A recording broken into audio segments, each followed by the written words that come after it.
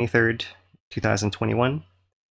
This is now the 93rd day of this ongoing Kīlauea summit eruption here on Hawaii Island. And we were gonna catch you guys up on about the last month of monitoring signals here today. Dana will be manning the chat, checking our streams. We've had some issues with some streaming today, so please forgive us if any of that is propping up, but that's why another reason. Thank you, Dane. Yep. Looks like we are good on YouTube. And I believe see about Facebook and yeah, I'm getting some green signals there and some eyeballs. So mahalo you guys for joining us. Okay, great, perfect. Yeah, so we fixed it. Yeah, so mahalo you guys. Yeah, we had a little bit of a hiccup starting up the last time, and so we restarted here fresh, and I think we're online everywhere we need to be. So mahalo everybody. All right, so we're going to recap today Kīlauea's summit eruption. There's not a whole lot of new developments in the long term. There hasn't been a whole lot of pressure change with deflation and inflation. That means that there hasn't been any drastic change in a shape or level of the lava lake. It has continued to come up a little bit. There hasn't been any change in geometry really. It's the entry point is still that double entry point you guys can see right here in the center of this last 24-hour time lapse, which is the USGS Hawaiian Volcano Observatory S1 cam. See the dark images there for the nighttime last night and then through the day today. And I see it's occupying that same area right in there. The gas emissions have been fluctuating still. The last couple measurements, I believe 950 most recently and 1100 or close to 1100. We'll look at that in a little more detail as well. So fluctuating a little bit back up, but still in a low range compared to the active eruptions of the past. And that is most of what we'll see today. There is a little bit of a change in the text of the USGS update that occurred about a week ago, but I've been kind of just following along with it and waiting for some more data to show you guys, and so we'll look at that. And that has to do with the fact that they have noted that the upper East Rift or they just state the East Rift is refilling at rates similar to before December 2020 eruption. So they're seeing those signs of recovery of the magma pathways in the East Rift, which we've hinted at a little bit and shown you guys the data, so we'll kind of tie it all together a little bit more today to wrap things up here. So, all right, so you guys can see this is, there's not much more to say here on this animation of the S1 cam. You can see the lava is restricted to that area, no big changes around the vent. We haven't seen any new renewed activity like we did last week on the side of the vent where we had extra pressure leading to a burst out of the tube and an extra flow. So none of that, pretty stable overall as far as we can tell from here. We do see that biggest remaining island is attached to the rim now. So there's a little peninsula right there. That's really the only major change that's ongoing. That began already last week. Nothing new there. We'll look at this in a thermal view as well. Last 24 hours from USGS.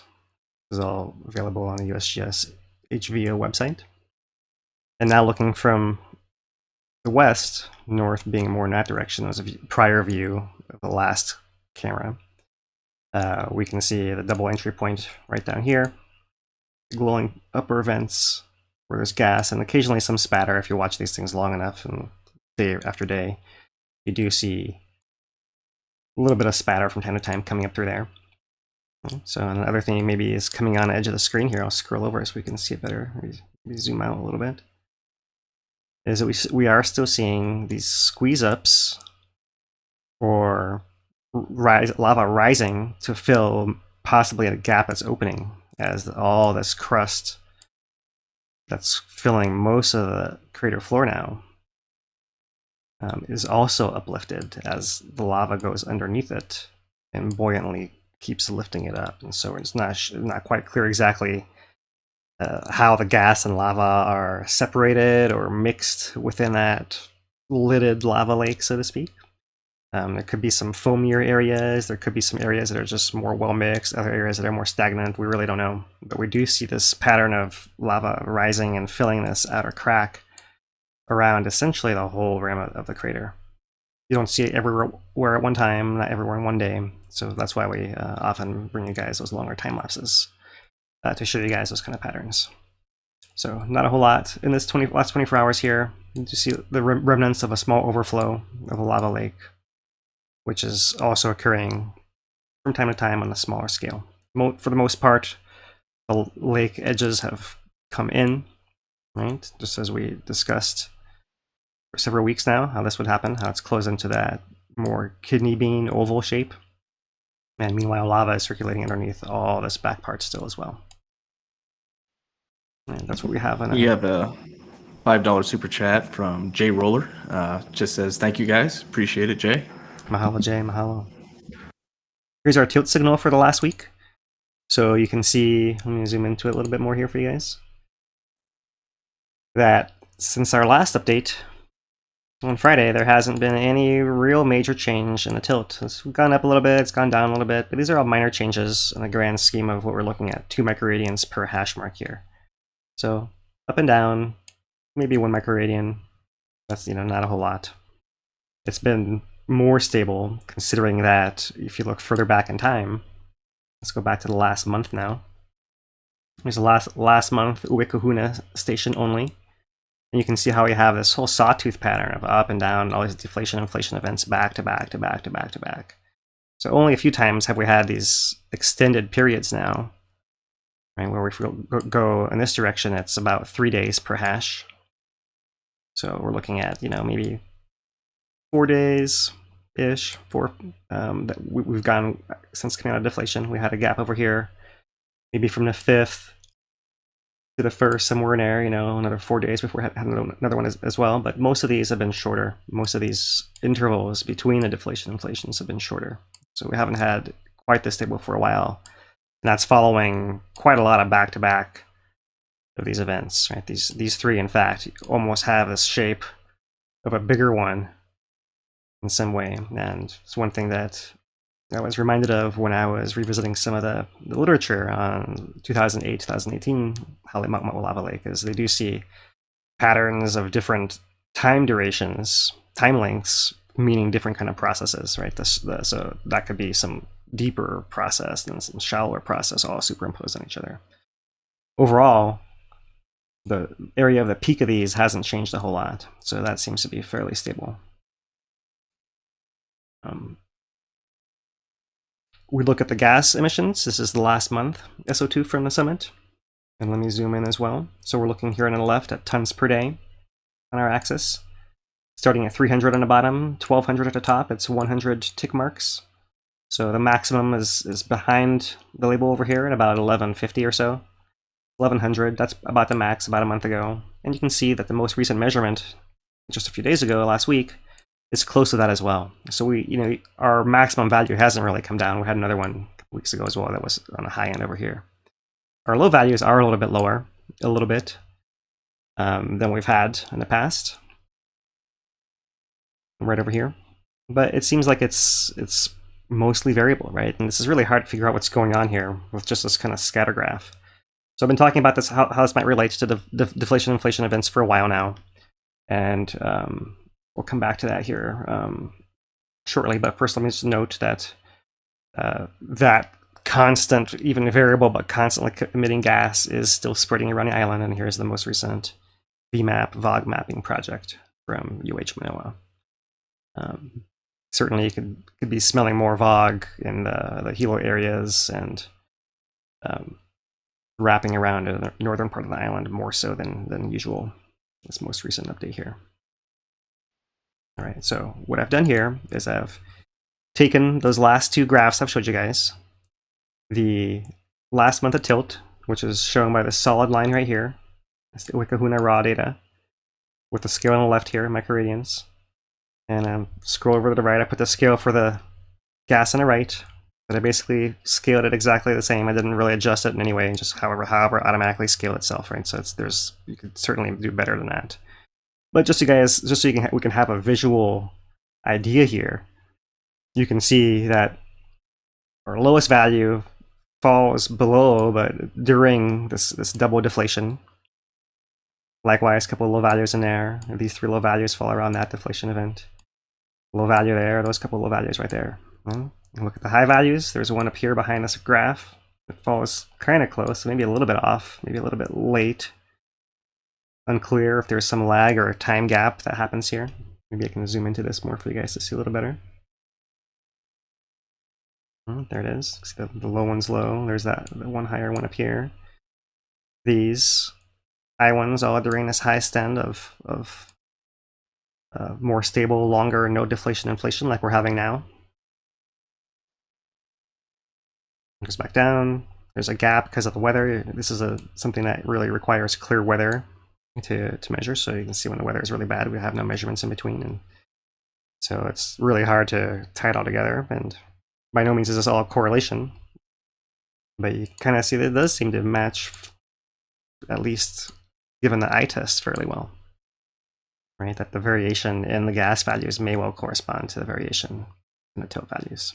And like I said, this was very rough. I had, certainly could do better and scale it. All I did is just superimpose one on the other. Still, I think it's pretty useful to see that, how it actually stacks up. Okay, so likewise, the lava depth has been coming up slowly but surely. Slowly but surely. You can see that we've not quite plateaued. We still have a little bit of a slope coming upwards over here at the right end of the graph. Our current depth, we'll show you guys the update here shortly, but it's 223 meters, 732 feet, which means that in the last 2 weeks, it's come up only 3 meters, 20 feet, 3 meters, yeah, or 10 feet. Or in the last month or so, 7 meters or 20 feet, right? So 2 weeks, 3 meters, 10 feet, 1 month, 7 meters, 20 feet. It's a lot slower than at the beginning, but still coming up steady, and that's despite that whole pattern of sawtooth deflation, inflation. That's really, really hard to sustain pressure of the lava being emitted when that's going on. So we'll look at the update here. This is Tuesday, March 23rd update from the USGS HVO. And very similar stuff in here. It's erupting, lava confined to Halemaʻumaʻu. The growing lava lake. The most recent SO2 measurement, 950 tons per day, go along with 223 meters, 732 feet of depth. They put the gas in context. If you haven't read all this stuff, I don't read it every time because a lot of it does repeat. But if you haven't seen this before, you want the level of detail, certainly go to the HVO site and you can read all this at least one time through, and there's a lot of good stuff in here. Here's where we're going to move next here with our recap. In the East Rift Zone observations for the last week or so now, there's been this new sentence.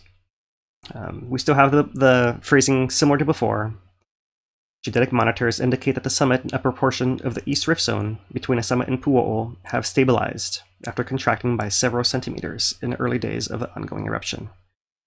Refilling of the East Rift Zone, I presume they're referring to this the same upper section between a summit and Pu'o'o, and we'll show you guys evidence for that, continues at rates similar to before the December 2020 eruption.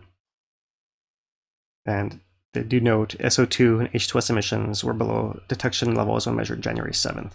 So we're still waiting for some new measurements from there. We know that they flew a few weeks ago, and that would be really good to hear an update on that at some point in time, because January 7th was during a different phase of this eruption than we are in now. Right? That was still in that first month when things were still changing pretty quick.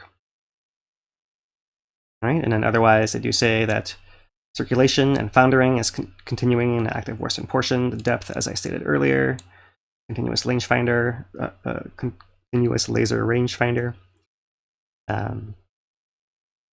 And similarly 5 meters lower on the eastern portion of the lake. And that is all unchanged as well, but still worth noting in case you haven't caught one of these updates in a while. All right, so here is the main USGS Kīlauea deformation page. And up here, the last 2-day plot showing very tiny scale, like 1.5 microradians total. So this little wiggles, it's barely, it scales it automatically. It doesn't have to go that low. It's maybe at that point a little bit meaningless, but a better scale on our last week since it does capture this deflation inflation event. About 10 microradians in total, +4 to -6, and you do see coming out of that deflation, that similar plot we showed you guys before. The automatic plot on the HVO page for the last month shows both the summit and East Rift Zone Summit's in blue, so we do have that deflation inflation sawtooth pattern, but it's all really squished down by the scale because the scale here is massive. This is 140 microradians. This is a massive, massive change. And that is being guided by this green line, which is the POO station, which seems to be having some issues and has flatlined here for a while now. So at some point, this will scroll off our graph and our sense of scale will be restored, and then we'll see what happens with this POO station and this online feed. Because it seems like there's something going on there, not necessarily volcanic in nature. Possibly the land moving, possibly the signal of, if the land moves and all these radio antennas that are transmitting data back and forth start suddenly pointing in the wrong direction, and you don't have, maybe that's a possibility as well. So it could be due to land movement. It could be due to something like weather compromising some part of the installation. Really hard to tell without more information from the technicians themselves. So we'll just wait to see when that comes back online. And we'll move down to GPS now. The past year at the summit, and the pattern has been that we've had a general spreading of the distance across the caldera, accelerated in the months before the eruption. And after the initial relief of pressure from the opening of the north vent and west vent, and that first week of eruption before the north vent was drowned, and it seems like things rearranged themselves.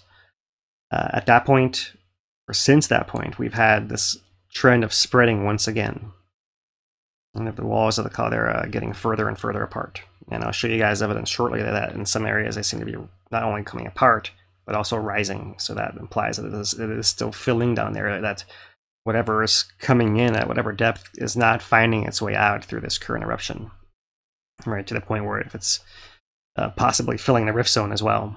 So we'll see what those dynamics are, what hints there are on this, from the signals based on that. So that's the GPS pattern at the summit, and we'll scroll down here, and there's a one at Pool Okon, and with a caveat that we know the ground over there may be changing, or the instruments are maybe getting compromised in some manner. We look at this in POC to Jacuzzi distance across the East Rift Zone near Pool, and then this can either pick up like a subsidence or contraction from the ground settling, or lifting it up and inflating it and swelling it. If magma's coming in, it could pick up various kinds of movements on there. And it seems like the distance for the last year here has a background level that we've returned to here within the last month or so, almost 2 months, month and a half or so. And that follows a period from mid-June when it came up, everything spread and reached some equilibrium where it was able to back pressurize all the way to the summit and eventually break out of the summit to begin this eruption in December. And it's since December that we've seen that regress back to the background. And it seems now that we're at the background, right? The background, as you'll note, has a slope. It's trending upwards, which means the rift zone is spreading apart. So the background may well, in this case, be magma trickling in, is always trickling in a slow trickle. As far as Pu'o'o, that seems to be evident right here. So because the question is going to naturally follow, and if people aren't going crazy in the comments and chat, we'll jump right to it here. We'll jump to the GPS signals of all the other stations, and now I have to explain a little more because first of all, we have a station, JOKA, Jonica. This is the one closest to the lower East Rift Zone. And we have now 3 plots, which is an east component at the top, a north component in the middle, and an up and down component at the bottom. Right? So this top one is if it's going east and west. The middle one is if it's going north and south. And the bottom one if it's going up and down. I mean, you can kind of see that there are times when it seems like magma maybe there has been some kind of adjustment, right? Where if we see it going up, maybe that could have been an injection of magma that happens at that point in time, somewhere like this, right? We don't see anything like that happening now. We see essentially a very flat, if anything, contracting still, like sagging. So it's going down, it's going south, right? It's really not moving east or west very much at all. It's kind of stable on that axis.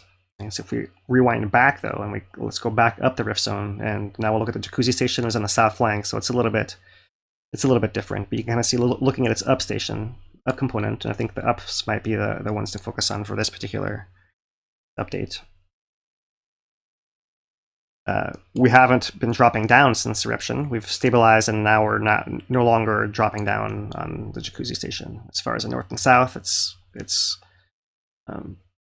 shown more movement here on the east, if anything. Right, and the east before was showing some kind of pressure from its west, from its summit, some building pressure from that eruption. So it's interesting to see that signal reflected here. You can kind of note that when it happened earlier, there was a different, different pattern on it up here. So this could be priming for some kind of shift that has to come at some point in time, an indefinite amount of time in the future now. Okay, so let's go back past jacuzzi to NPOC. And NPOC, you can see, is one that was rising up prior to the eruption, and then stabilized during eruption, and has been going down since, and is stabilizing again now. So it hasn't been rising up, but it is showing in the east a similar kind of pattern as we saw prior to that outbreak at the summit. Okay, so Halemaʻumaʻu, once again, you see it's not going down any longer. It's stabilized and it's now flat. It's also not going up, right? So it's not like it's filling as much as before. It's not anywhere near to the level it was before. It's not about to break out anywhere or anything like that. And it just goes to show that the volcano is moving and adjusting as its pieces are pushed by the magma shifting around and being relieved of pressure a little bit more over here at the summit, and maybe finding some way to rearrange the pathways down in there. So all right, we'll keep going. NUPM is Kīlauea Hamo. That's not quite at the bend by Mauna Ulu, but getting close to there. And we start looking to that point. I'm going to zoom in here on the up. You can kind of see there's a little bit more scatter, but now you can see that maybe we're starting to see some signal filling, or we're seeing some up signal, maybe somewhere in the area of Kīlauea Hamo, possibly with it. That's a lot of noise right there. And you know, one thing that happens with bad weather is you also get more noise, and sometimes like this we're fine, and sometimes it doesn't. So we'll have to just wait and see on that. But let's keep going up the rift zone. You go to Mauna Ulu, and Mauna Ulu you see a whole lot of scatter as well, and definitely not a convincing up signal over there. So maybe not quite there, not quite there. Okay, Crater Rim, back at the summit. If you look at the Crater Rim station, you can see that before the eruption we were going up, we came down, we flatlined, and now we've been going back up. And this is it looks like a more convincing upward trend right over here on the south part of the caldera. And then the east and the north are doing similar things as before, and maybe less meaningful as the up, right? If it's going up, it has to be getting pushed. The east and west, depending if it's getting raised or lowered and how it's wiggling, it could go possibly either way. Maybe intuitively it's without any further constraint that we know from a particular area. So overall, for the basics, that looking at the up only is probably a good idea. All right, Byron's Ledge and the East Caldera. You can see that after that initial drop from the eruption has also been going up. And similar patterns there. The outlet in the southwest of the caldera. See, before the eruption was going up, dropped down, stabilized, and more recently now, within the scatter, maybe coming up a little bit more over here. And finally, we made it all the way back to the northwest of the caldera at Uekahuna. And at Uekahuna, we look at our up signal, and once again, it dropped at the beginning of the eruption, was mostly stable, maybe climbing a little bit, but it certainly, the densest part of the blue in here is an upward trend since then, right? So you can kind of see that if it's building pressure anywhere, it's more so at the summit, but it does show signs of kind of refilling its arteries that are long, worn, and continually used pathways for the magma. That's what the volcano does. You know, a lot of what the magma does is fill that space and grow the volcano by injecting underground without ever having to come to the surface. So that's a story for a different day. You know, I'm not trying to cause any alarm for anyone here. I just want to make that clear. You know, I don't see any reason for extra alarm. I'm just pointing out that there are some signals that are showing that there's maybe not, the nozzle isn't relieving all the summit pressure, and maybe the summit's going to have to do something a little bit different at some point, right? And we're seeing that reflected a little bit in the text from USGS as well, and that's why I dove into this finally. It's because of all comes down to this text here from the East Rift Zone that refilling is similar to before 2020. All right, so just in case you guys were wondering on a map here, and here's a map of Kīlauea and the south flank. So we started off at Janaka Station, is somewhere, I believe it's uprift of Heiahulu, somewhere in here, and moved to Pu'o'o, and we moved to Kamoamoa, to Makapui, Kananuiohamo, Mana'ulu, and then we went to the Crater Rim, I believe is somewhere over here, the outlet, Uekahuna, and Byron's Ledge. Those are the areas more or less. That's the path that we traveled along the map, kind of looking at those GPS signals there. And so you kind of see that here's our south flank that's often a consideration as well, that can be moving those signals. And it's not quite clear what's happening with just those on there. So what we can do is we can now go back to our GPS, and let me scroll back down to south flank stations. So starting by the summit, this is Ahua. And for the south flank stations, we're interested in mostly in the north component, right? So it's moving south by going down, accelerated before, drop back up. So the southward motion was relieved during the first phase of eruption, and then it's essentially resumed what it was doing before.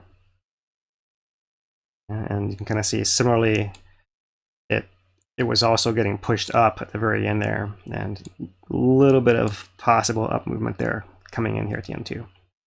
Right, this is the one that's nearest the caldera, so this is not surprising if all the other caldera sections are showing the same thing. Okay, moving a little bit south to Puhimau, south, a little faster, relieved, going back south, still close to the summit, maybe a little bit of up. Devil's Throat, not a Hawaiian name, obviously. Story for another day there, but moving south, faster, relieved, going back south, was going up. Don't see quite so much up at that point. Middle, upper East Rift Zone. Mulivai Opele, sorry, no data in the last 6 months. Makapuhi, you can see we're going south, relieved, we're stable. Maybe going south again now. Maybe after this initial relief and stabilization, we see a pattern change here at the end. Not so easy to tell on the up, with a lot of scatter right in there as well. But that's Makapui. We'll keep going. Kalapana Trail. This is one of the stations that was moving south the fastest. And now we can say that it was probably south flank and magma filling Makapui area at the rift, up slope of there at the rift, right? And so it was moving really fast. An eruption relief, and that one stabilized, and not quite clear here. Not enough time, but possibly that trend is starting to go back to move south. And so you see a little bit of change in a lot of places, and there's not enough data to, you know, as we'll have in 6 months to look back and retrospectively say, oh, that's obviously what the signal was.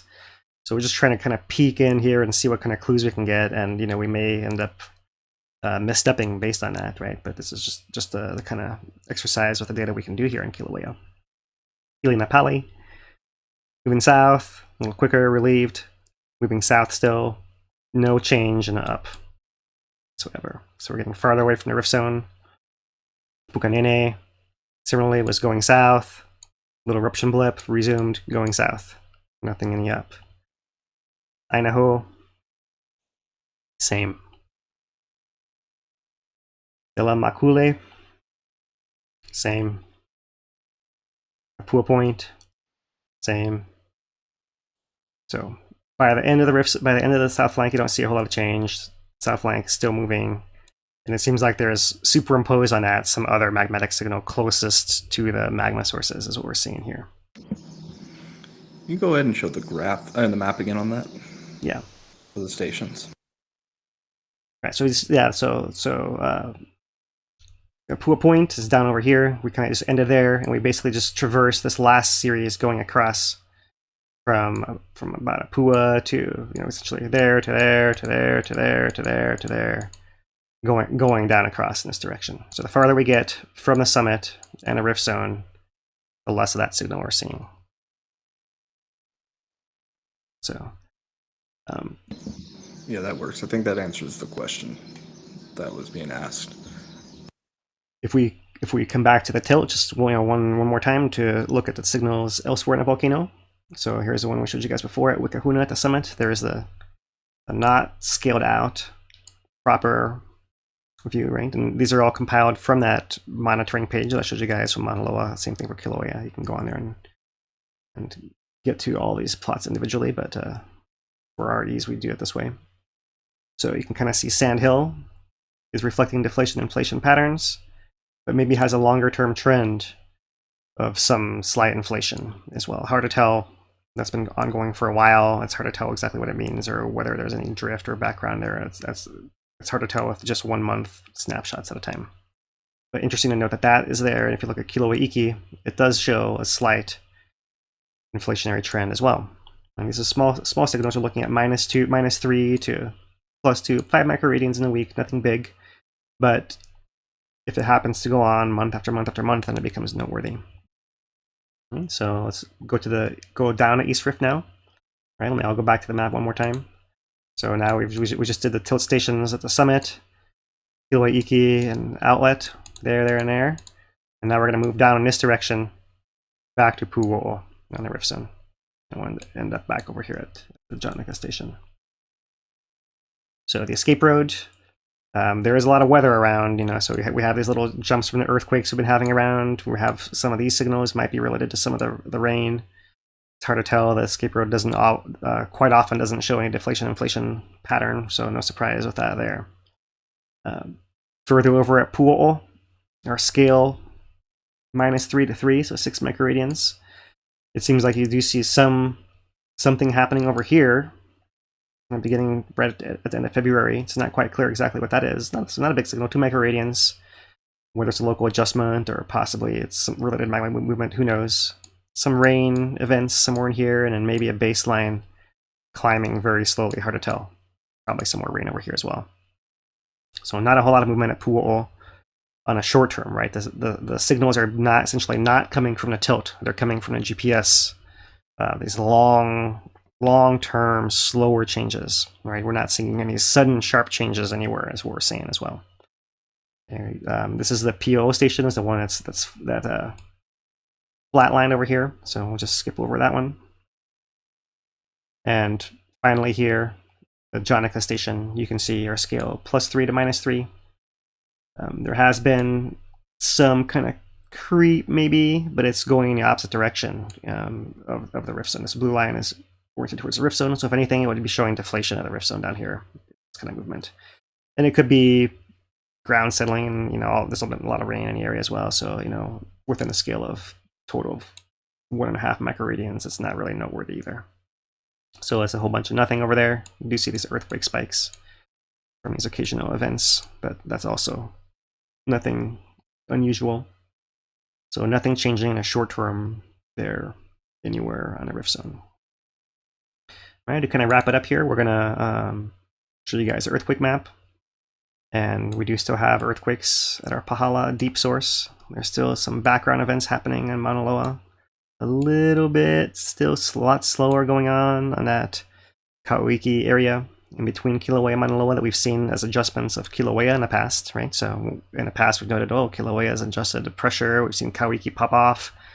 And there's some connection. Maybe this Kauiki event has something to do with these other signals we're seeing here at the summit of Kīlauea of pressure building that can't get out, right? But zooming into Kīlauea a little bit more, you see not a whole lot of activity a few events here and there. That's a couple in the rift zone 1.7. That's actually a really deep one. More recent one also very, very deep, so all quite deep down. And nothing in the rift zone, not even a whole lot in the south flank has been pretty quiet. So signals overall haven't changed a whole lot. It's kind of interesting to once in a while take a chance like we did today to stop and kind of retrospective a little bit and see where we might go a bit in the bigger picture. And right, of course, they'll have to zoom back in. We'll look into details as things change on a fine scale. And in another month or so, we can come back and say, okay, what can we say now that more time has passed? Really say something about these changes, long-term changes. All right, Dane. Well, time to turn to our thank yous and our questions. Yeah. All right, so let's get into it. We do want to thank everybody that has supported us. We rely on our audience to help share this type of content. We don't have a budget for dissemination of the information for advertising, but we rely on the viewers to share it, to interact. Commenting always helps. Also consider making an account on hawaiitracker.com. hawaiitracker.com is a alternative social media site focusing on bettering the community. Third way you can help is maybe consider making a monetary donation, which we take on hawaiitracker.com/support. With that, we do have a few people that have gone through the Hawaii Tracker/support and want to acknowledge them. Barbara C, Rachel E, Laura B, Brian B. These are several of these are repeat donations, so thank you guys. James P, Mel S, Troy B, and John S. Really appreciate it, guys. It goes a long ways. And we also got to thank our sponsors. We do have sponsors now. They're small kind, local businesses like the small kind shops. First one is Kīlauea's Bar and Grill in the heart of Pahoa. Kīlauea's is just an amazing restaurant for the whole family, but also, even just to go for drink after work or go grab food to go. Prices are very competitive there. Great food, prime rib. I like the burgers there. The fish and chips, great, especially when they got the mahi mahi. It's always changing menu. The specials rotate in there nice and good. Really good vibe in there. COVID safe policies. If you're visiting, we know we got a lot of visitors that have come in this past week for spring break. That is one of the spots to check out if you're out this side. Second place that we have sponsoring us today is Kalani Tours. Kalani Tours Hawaii is a tourism on a Big Island based tourism company that focuses on waterfalls, volcanoes, the coffee tours as well. It kind of got a little bit of package for everybody. They focus on adventures, but do it in a safe way. So help guide visitors to make sure nothing crazy happens. Really good guys, and it's we're glad to have them as a sponsor. So with that, let's get into some questions. Yeah. Yeah, let's do it. All right. We have one. We don't have that many from today, but we do have one from YouTube that is there a graph of the volume of the eruption, or because the area of the lake increases as the level rises, that cone that we talked about, the level will rise more slowly even if the volume is constant.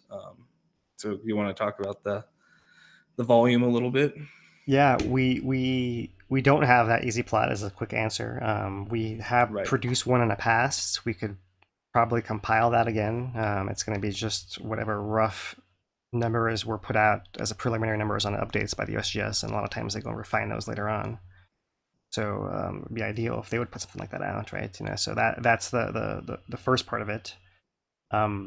The second part of it to do with perhaps the rate of the output. The rate of the output is something that we approximate by the gas output, and that's just based on previous studies of eruptions on this volcano and other ones as well, that do link the gas output to the effusion rate for the most part.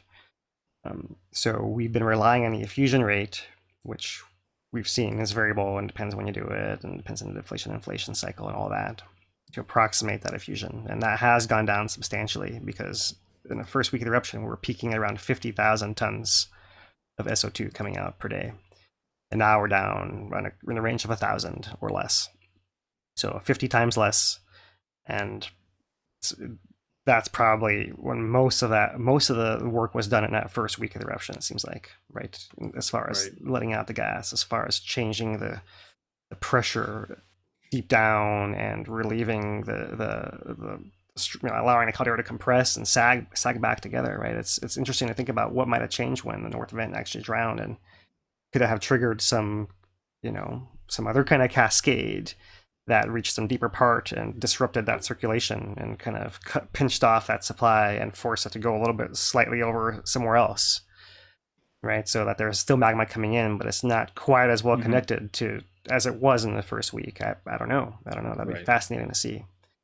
But it seems like the rates have gone down a lot, right? So we'll see if we can get a volume graph based on the updates together for you guys at some point in the future here. And the best we can do for now is that summary on the flux, the rates. All right. Dave asks, it's fascinating to watch what is probably the formation of just a kind of lava lake we were watching in 2018. Does that sound correct? What Dave just said there? Yeah, I mean, it's I think I would say generally yes. Yeah, some people could split hairs and say, well, it didn't come up exactly the same way and all that. But I think that the history of Kīlauea's summit is one of many different lava lakes that occur in many different ways. And so each one has its own unique story. So they don't all have to originate in exactly the same way. Like, for example, in 2008, we had that small explosion from gas pressure that created a crater, which then got filled from below with lava after many months. And that built from the bottom up, right? Whereas this one fissured, poured out into a crater, and has been filling it up and filling it up and filling it up, right? So it's a little different for that reason, but you could speculate that the opening that the lava is coming out now could be a long-lasting one, if the fact is that it's putting out lava and it's still able to build pressure at the same time. That maybe makes it a little bit more iffy, right? Yeah, but each one is unique. It's to be seen whether this one is as long lasting as that one. Perhaps is the best question I can leave you with, right? Is, do we have enough pressure to last 10 years with this thing, to have it fill up and drown a vent and push up from below? And it has been remarkably steady, with not a whole lot of change in the last month. It's been kind of a steady, slow leaking. That's seen the variations that the deflation inflation events have mostly guided. So that's kind of curious to see there. So yeah, in that sense, it could well be. So interesting to compare, and yeah, thanks for the prompt there. Right. Yeah.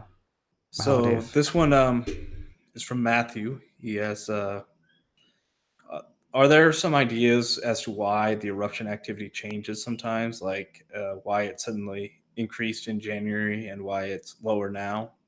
How do these changes affect other parts of the volcano?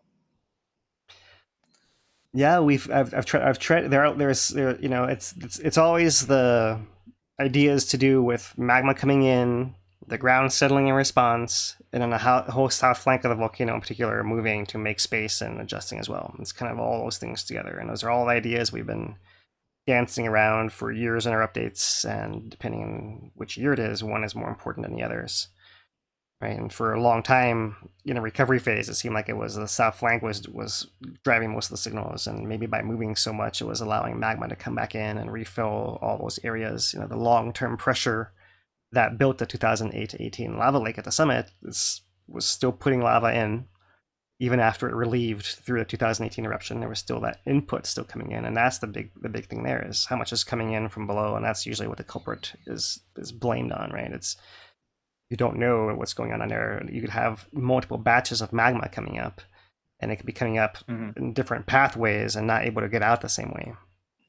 Right, that's the tricky Right. thing there. This next question from Mary is going to play into that really well. Are there other forces aside from lava that causes movement on the south flank? Yeah, gravity. Essentially, it's gravity. That's the big Essentially, one, gravity. right? Yeah, I mean, you have a structure of, it's not that different from when you're at the beach and you make the biggest, tallest pile of sand you can. At some point, it gets too steep and the sides just start sliding down because it just gets too heavy for its own strength, right? So it's a little bit different because that sand is not compacted like the whole stacks of lava that make up the whole south flank of Kīlauea. But that whole stack of lava does have a property, and it can move under its own weight, and especially considering it's not just one fault, but it's like a whole strand of a whole series of them, right? Almost like a stack of magazines that has like a boundary between every one of them. You can just shift the whole stack by moving the top more or the bottom more, or different parts, different amounts as you need and at different times. Right. Chris from Facebook asks, are there any prior eruptions that share the characteristics of this one, a summit eruption with relatively low fusion rates? I don't know offhand. I have heard the USGS compare this one early on to the 52 eruption, which was one that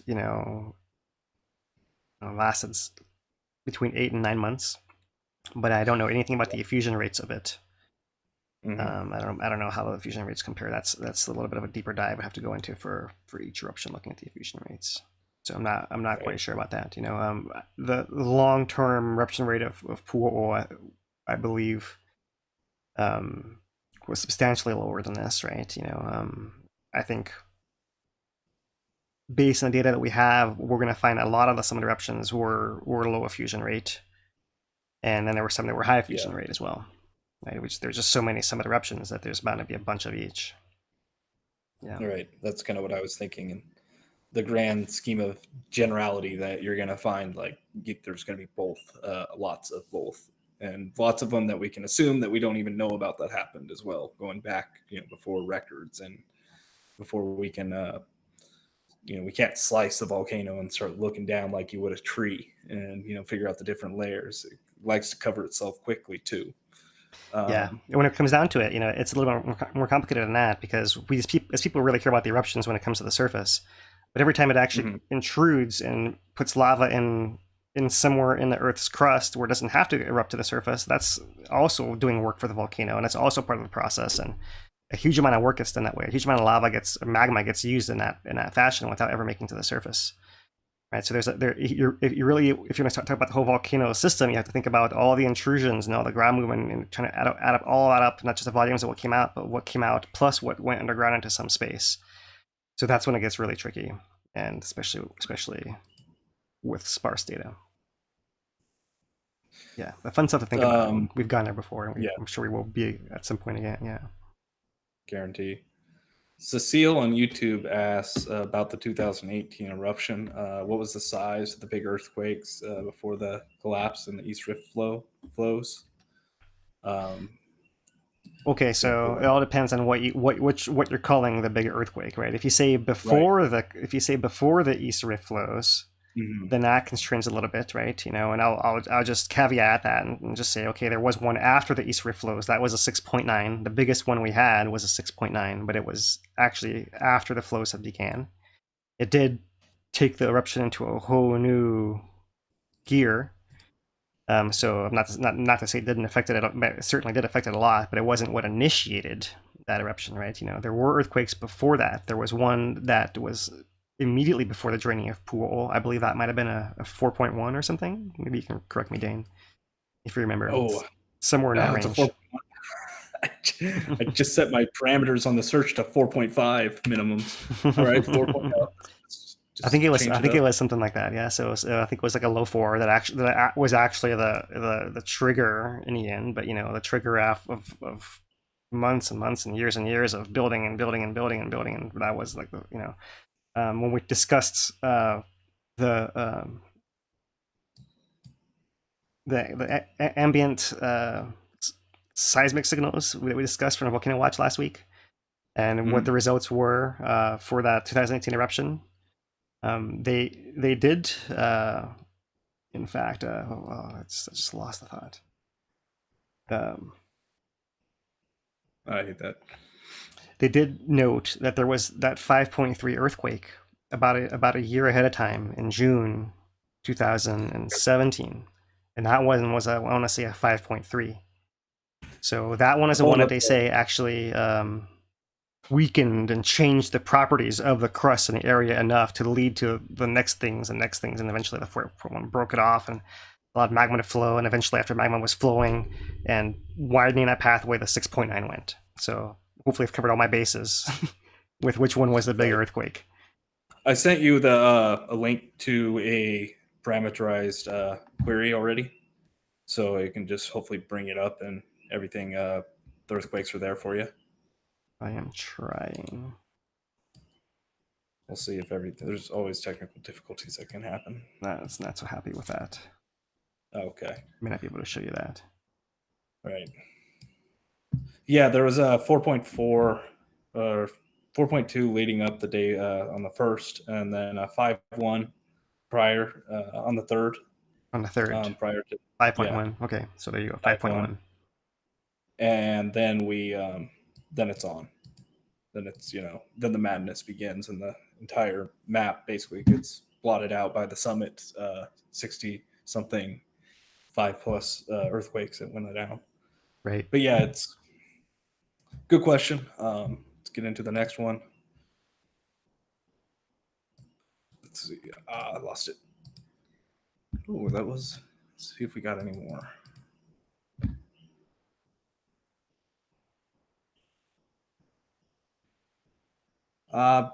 Not maybe this would be a good one to end on.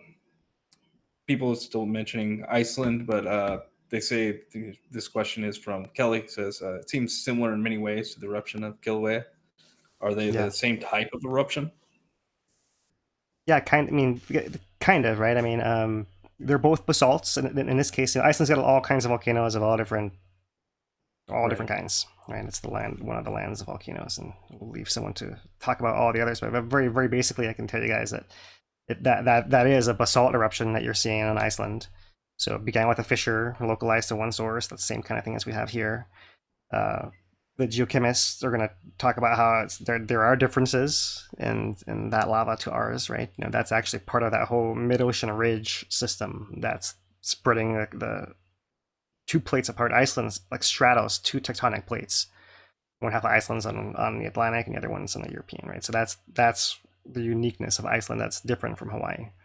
So while you do get that magma that comes from that mantle source, it may not be the same kind of mantle source, right? Because it's already pulling between two tectonic plates apart, and we are in the middle of one that's getting pierced here in Hawaii. So that's the difference, in a big picture kind of thing. Overall, you do see a lot of similarities, yeah, and really really interesting stuff. And yeah, definitely keep your eyes on Iceland.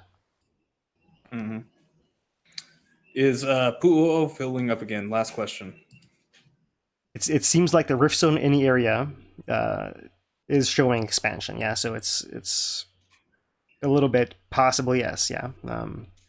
Maybe. I don't know. Yeah. I don't know if I would call it Pu'u'o itself. We don't know if that whole magma chamber area, magma area in port was the one that's filling, or if it's somewhere to the side. It's quite possible that's the case, and we're not seeing the signal pass there anymore, right? But that's Pu'u'o was filling again before this 2020 eruption, so that is nothing new. That's been ongoing in a more passive way, right, where it hasn't had any eruption or any breakout or anything dramatic happening over there apart from the instruments failing in quite some time.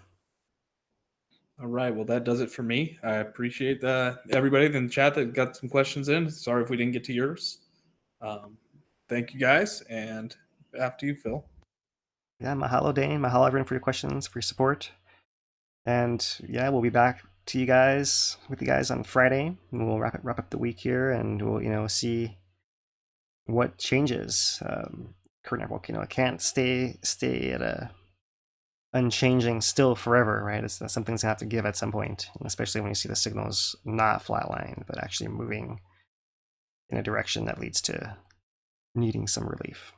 So we'll see. No, there's no cause for alarm. I'll just kind of make sure to reiterate that. I don't want anyone in a panic or anything like that, right? But that's why we watch. That's why we watch, is to know what's going on, and